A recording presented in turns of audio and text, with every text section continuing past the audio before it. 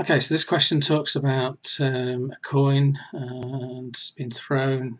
It's a biased coin, so bias is important. It means it's going to lean more to one type of outcome than another.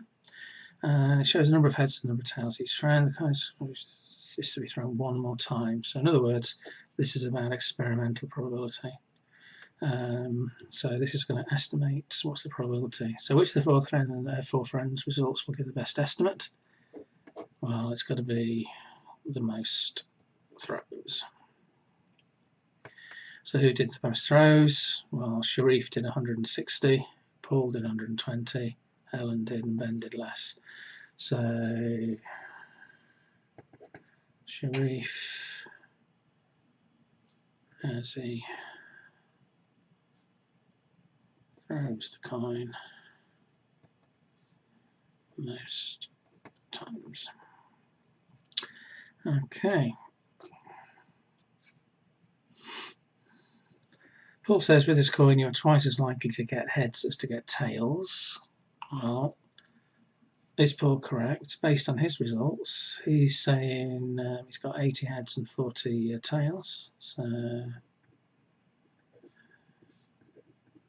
based on Paul's results, he is correct. So 80 heads is twice the 40 tails.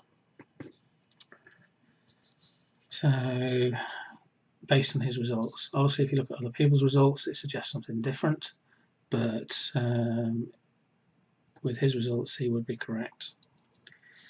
The coin is to be thrown twice. Use all the results in the table to work out and estimate the probability. So we're going to estimate the probability that the coin will land on heads both times.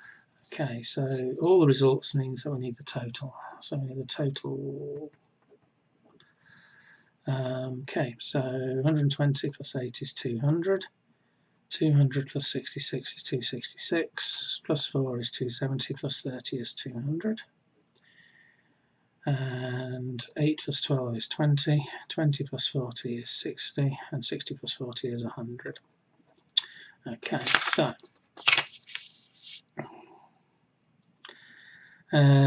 counts thrown twice. Alright, so the probability, we're working out heads. So the probability of getting a head based on these results is 200 out of 300 because there's a total of 300 throws, and that's 2/3. The question wants the probability of a head and the probability of a head. So when we want the probability of two independent events, the probability of that head does not affect the probability of that head. It's still going to be 2/3 both times based on the experiment.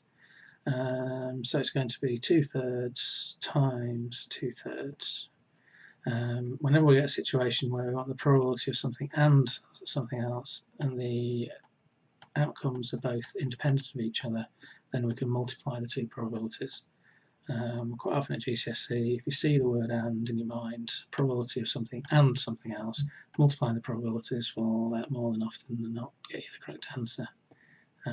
Just watch though, because occasionally the outcomes are not independent. So 4/9. 2 times 2 is 4, 3 times 3 is 9, so the answer here is 4/9.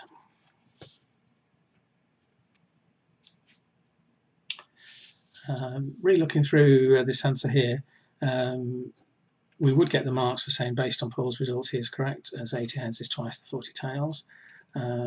We could also now embellish this answer, add more to it, because when we look at the totals, also the total results of 200 heads is twice the 100 tails. So again, twice as likely to get heads. Okay, so that's experimental probability, using experimental results to estimate probabilities. This one's saying that the probability of a head is 2/3, 200 out of 300, and the probability of a tail is 1/3.